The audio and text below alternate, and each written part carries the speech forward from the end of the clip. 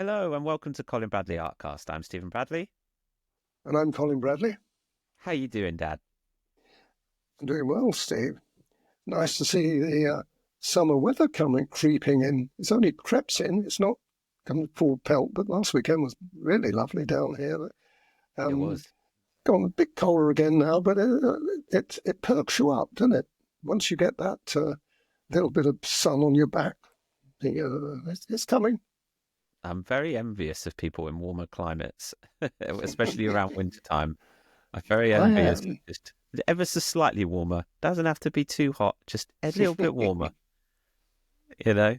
Like our British spring, but around the winter time it's and we all get sick of it now this time of year. We all get really sick of the cold. We're so ready for it to be warmer, aren't we? It's so funny in Absolutely. British culture. Good. So you had a good week though? Yes, a good week. Yes, very busy week last week, and saw you, which was lovely. And your friends with the Barnabas birthday. That was exceptional. That was, and he really performed, didn't he? Really Yeah, well. great Anyway, touch. saw that, and then we got other birthdays coming up. And one thing and another, we out and about. Yes, very nice. Enjoying myself at the moment. Good, good, excellent. Well, I wanted to get another episode booked in with your dad because there's lots to talk about, and you've been busy doing some different kind of works, which we'll talk about today. Mm, Um, mm. but first, we will talk about a new cat picture. Back on those cats, I remember we mentioned last week. Interested in the cats at the moment, which is great. Really popular subjects. I'm sure people can't get enough of cats. So we're going to show a new picture. So let me just pop that up on the screen for everyone in a minute. There we go. I mean, so you've done a sort of reflection, I think, before, but never the full animal. Um, this is so interesting. There's so much to talk about with this picture, Dad. Um, There is. uh, you obviously were like enticed through the challenge, I assume, of this picture of just how are you going to do it? Exactly, and this is what spurs me on, Steve. When I see something like this, I think, how am I, how am I going to do that? I'm sure I'll be able to, and lots of things go through your mind. We'll talk about that as well in a minute. But when I saw it, I thought I've got to do it. It's so cat-like, isn't it, or kitten-like, shall I say? It's only a kitten. Exactly, inquisitive nature. What's going on? You can almost go through their mind, and read their mind. Say, what on earth is that other cat doing here? Anyway, it was a challenge, and it was a challenge as well. But last week I did mention cat fur. Do you remember we were talking about cat fur? Yeah. Well, here is a brilliant example of how you can create the illusion of cat fur with the pastel pencil. I And kitten can't think. fur is different, isn't it? Kitten fur is different. On this one, you can see the back is finer, isn't it? And so, Absolutely, it's very, very, very. I mean, it's lovely. You know that only too well. You've had enough yeah, experience with your cats, but they are absolutely gorgeous creatures, and this, I think, typifies the attitude they have when they come across something that is a bit different. Anyway, yeah. what do you want to know about it? I mean, we've got to address the biggest hurdle. Surely here is just how on earth do you get that reflection to? Is it a mirror? It looks like it's a I mirror. It think it. can't be a I'm window, can not it? sure whether it's a. I think it might be a window actually, but it doesn't matter really. Um, it's either or. Could be a mirror. It looks more like a window to me.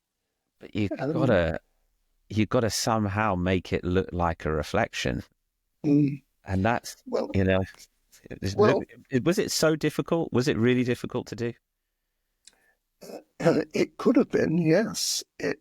When I first looked at that, I thought, well, what I will do, I think, with this is I will put a whole uh, base colour of the 230, which is the bluey grey, light bluey grey. You can see that very clearly on the surround.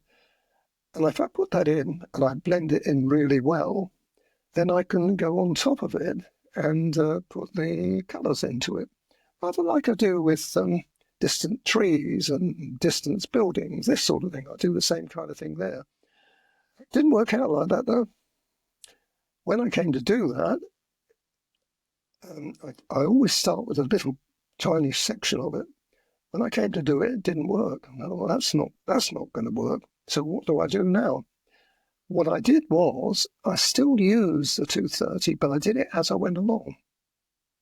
Instead of blanket and do the whole lot, I did a little bit at a time. And it just came, Steve.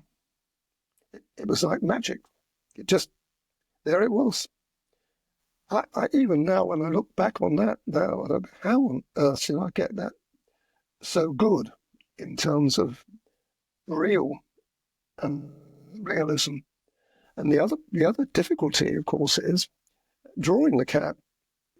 Okay, you can take a bit of license with it, but you can't take a license with the reflection, because that's got to reflect what the cat itself.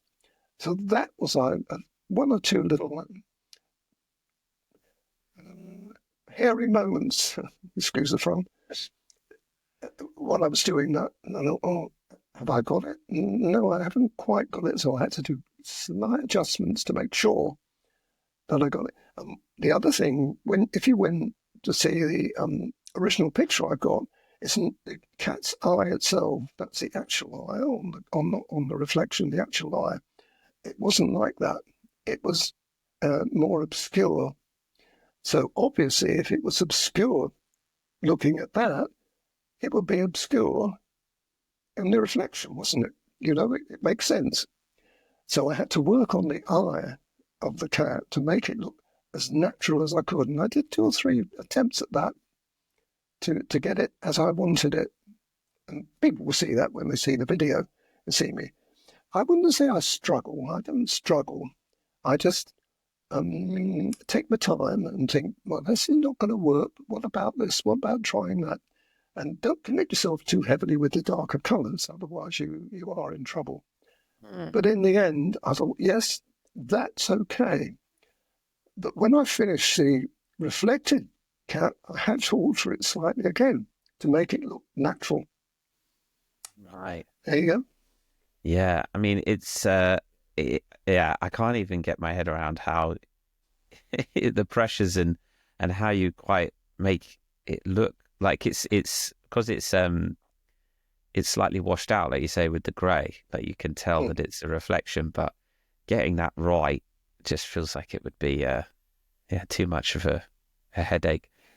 Yes, you're quite right, but you just picked up on something. You can't imagine what I must have gone through. I don't go through that. I look at things and think, I know there's an answer. When I've got a picture, I know there's an answer. I've just got to work on it carefully, patiently, working without commitment, too heavily commitment, like I say, don't use too many dark colours until you get it right, and then it just comes. But that, I've got to say, is probably experience, Steve. When you've done as many as I have, hundreds and hundreds of pictures, you kind of have an experience in second. It's second nature to you. There's not a lot of colours in this one. It feels like it's you're using a lot of the same colours. Is there a limited range like that you needed for this one? Yes, it is. It's not. You've got the ochres and you've got the greys, obviously, and a little bit of white. Ivory plays a very important part in this. I use both greys. That's the warmer greys and the cooler greys. You can combine them together. But one of the difficulties people will have was to get that fur running from the middle of the head down, that light fur in the middle, not on the ear itself, between the ear and the wall. You've got a light fur. Now, when you put that in, it becomes too rigid, it becomes too contrived. I use that word quite a lot. And so you have to work on a random basis, so you don't. It's a bit different to the original picture. The original picture did look as though it was like a line going down there, and I didn't like that. So that's where you've got to work on the strengths of experience that you've got to be able to put that together like that. But I was delighted with it when it turned out as well as that. But yes, limited range, definitely. Mm. I assume that this picture is up there in the advanced category for the pure fact. Yes, I would think so. Yeah, I think so. Purely from the reflected point of view, because that's going to be a tough tough nut to crack. Even though you're looking at it and I show you on video, when you see me struggle a little bit, you know that there's it's got to go into an advanced picture. Don't stop people doing it though, Steve. I would say Absolutely. do it anyway if you have, absolutely. But be prepared for the fact that unless you have got a lot of experience with animal work and pastel pencil work, then you're not going to probably make as good a job of it. There is one other point I would make too, which I was particularly pleased with. The wall behind, now that's put on, I mean, it's the, was it, do you know, I can't remember what colour I used. I think it was the same colour. Anyway, whatever, I think it was sand. But that colour, I had to work on that colour. It's, I can't remember the colours I used now. It was a while ago I did it. But that colour itself is lovely. And it's the colours from the animal. So whatever I used on the animal, I've used on that wall. So that's why you get this nice compatibility, and it looks lovely. Then once you've got that, then you've got to marry the background into the fur, and you've got to put the two together. I'm sure people have seen me do that before. Once you've done that, then you've got to bring the fur back into the background. And you can't do individual fur. If you tried doing that, little stripe like that, you can't do it. It's got to be done with the colour shaper and the side of the pencil. So you get hundreds of hairs. That's what makes it look like kitten fur, because there's the impression of lots and lots of hairs, which anyone that's you always want to kids know. Stroke it, don't you? Yeah, exactly. No, it's lovely, and it's nice to see you take on another challenge like this and do such a great job of it, and to allow people to others to also be able to do this as well is fantastic. So this will be a class up on our website in the future. But for now, I'm going to move on to something else, and a sort of side project that you were exploring, and we're able to give people an interesting insight into that process, and also a bit of footage into what that process and what that outcome looks like. You haven't explored miniature work in quite some time. You are the master of miniature work. You did so much of it in both watercolor and pastel, but we haven't seen for a little while some miniature work. But you've jumped back into that passion with a few new pictures. I'm going to show the beginning stages of one of them, which is a picture you sent me, just to illustrate how small you're working. And just give a little bit of background, Dad, as to why you sort of picked up miniature work again, and then what it's resulted in. Sure. Well, it all started when I approached an artist who's got a gallery in Broadstairs, and she's a lovely lady. And we were talking, and she agreed to take one of my pictures just as a test run, which she's got at the moment, and also some of my prints. So anyway, this started the relationship. And she said to me, you'd really be very good at miniature work. And I said, well, I have done miniature work, but anyway, we had quite a long discussion, and she is a member of the Miniaturist Society of Great Britain or something like that. So she could get me in if I wanted to. Anyway, I thought about it. I don't think I need to do that, Steve. I've only put my head on the block. But it gave me that thirst for trying it again. Anyway, one of the problems you've got with that is what frame do you use? Where'd you get the frames from? If you have them made, they are something like 40 or 50 pounds to have one tiny little frame. I'm not doing that. It's not worth it. But we found these, and there's 3 of them. You'll see that's one, and there's 2 more in the shop, in the charity shop, actually. Oh, well, they weren't expensive. Quite cheap, in fact. I thought, oh, hang on. And they look just about the right size for a miniature work. That's how it started. That was the background story. Anyway, we've got a cat here, but I've got 2 other pictures we can have a look at in a minute. And the difficulty is, how do you get the pencils to sharp? Because can you imagine how sharp you need the pencils? But I've done it before, and I knew that I could do it. I just wanted to zoom in just to see how small you're working. It's almost hard to comprehend just how small that is. Have you got that one around, actually, Dad? Yes. Can you give me a minute and I'll be back? Yeah. Now, what I've got here, I've got them in the box they came in. There we are. Don't want to see that one in a minute. But we'll see that one in a minute. Do you want me to get it out and show you? Yeah, I think it would be good to see if you hold it in your hand. Just let me take this off the screen so you can see just how over to the side a little bit. That's it. That? Gosh, that is so small when you hold it up to the screen.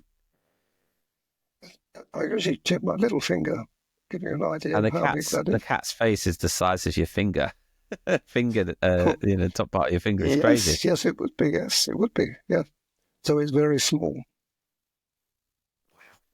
Wow. Okay. Let's put up on screen the others that you've done so people can see what they look like. Let me find it. There it is. So it's a collection of 3 there that you found. Yes. 3 frames that you found, and you decided to do 3 miniatures. That was in the box. 3 of them in the box. And now that people have seen just how small that cat is, let me just find that. Where's that? There we go. There it is. Just how small that cat is, and I'll zoom in to show the others so you can see. Is that a kingfisher? Not quite. No, a different bird, isn't it? What bird is that? It is. Yes, it's a kingfisher. Oh, it is a kingfisher. Yes, it's a kingfisher. That's the actual size. You've got a little bit. It's squarer than that, actually. I think it's distorted on there. Oh, okay. Let me hold on. You're showing it up on the screen here. Come a bit closer. That's it. Can you see it, Ryan? Yeah. That is so wildly small. Absolutely crazy. No, this is not a class picture. So let's talk about that. So there's 3 pictures. 2 of them you just did just because they will go in the gallery. People could purchase those once they're in the gallery. But the kingfisher, you decided to film for us so that we can actually see how. I just wanted to show you the other one. That was the other one, Steve. Now, once again, there's my finger to comparison. Do you have to use a magnifying glass to see that close? Do you know, people have asked me that. No, I don't. I don't. Amazing. Because, I mean... Yes, you're quite... You were talking about... I've done the kingfisher. We were talking about that. Yeah. So the kingfisher, you decided to film that process to show people just how you do miniature work. But as you mentioned, designed as a tutorial, more as just an insight into how on earth you do miniature work. And I mean, people can give miniature work a go. They could of course they can, but give it a they try. would have a. I mean, people have said to me, "You can't with pastel pencil. You can't get that small." Oh, really? That was a challenge then. Oh, yes, I can. I said. Yeah, But, it's. I mean, sorry, I interrupted you. That's all right. I was just gonna put up on screen the three so that people get a little bit. There you go. See them all side by side, nice and easily. And I think when you see just how small they are on the camera, and then you see them up on the screen, and we zoom in, like the detail that is in that is just remarkable. These landscapes and just how small that is. You're really relying on that impressionism, aren't you, of the pastel pencils, just to give you that kind of Absolutely that impression of fur, of texture, and all of that stuff is an amazing medium, and really nice to see. It's nice to see you do miniature work. So that sounds like it's been a fun little project for you doing those. Oh, I've loved it. Loved it. Are you going to do more? I might do more. At the moment, I've got other plans, things I want to do. What I'm at the moment considering doing is doing another Quentin picture, like in watercolor and pastel. And I've got the picture ready in the chalks. I haven't started yet, but I want to do that. So that would be an interesting one to break off and come to do watercolor as well. I like to, funny enough, probably I will do miniature people again. Yeah, in the picture. Nice. So that would be interesting. Brilliant. Oh, great stuff. Good. So before we wrap up this episode, just a bit of housekeeping. We've added a new class just recently, the other day, Superb Starling, which is a lovely picture. I was just going to see, maybe I can, while I'm talking, I can find it and then pop that up on the screen so people can see what it looks like. Yeah, there we go. Got it up. So this is the new class that we've put up on the website so people can see that. It's a beautiful bird picture under our beginners category, actually, because it's all Faber-Castell, all very accessible ranges of pencils, not overly complex, but a really lovely picture nevertheless. So that is a class on our website, so people can either purchase that class or sign up for a membership and get access to all your classes, Dad, including that one. We did mention last week the revival of our online shop. This week we've been busy making up square drawing packs, sending them back to the shipping warehouse. So they are ready to go.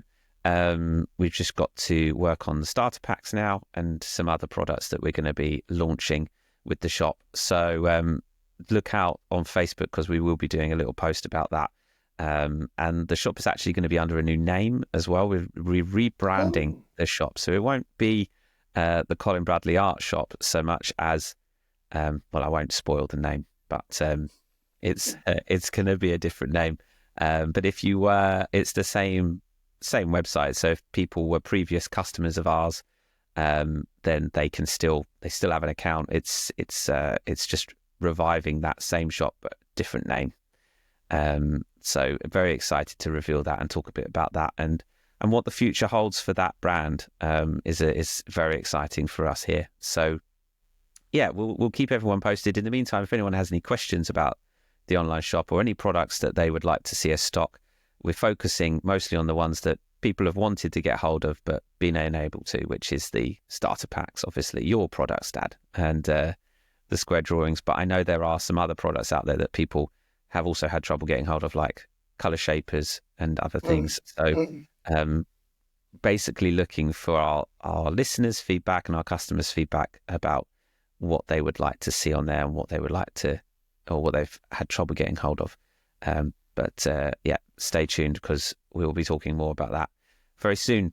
And otherwise, we'll be back hopefully very, very soon with another podcast. I mentioned as well, we're on Spotify now. So if you want to comment and follow the show on Spotify, you can flick between an audio and video version on there. It's very cool.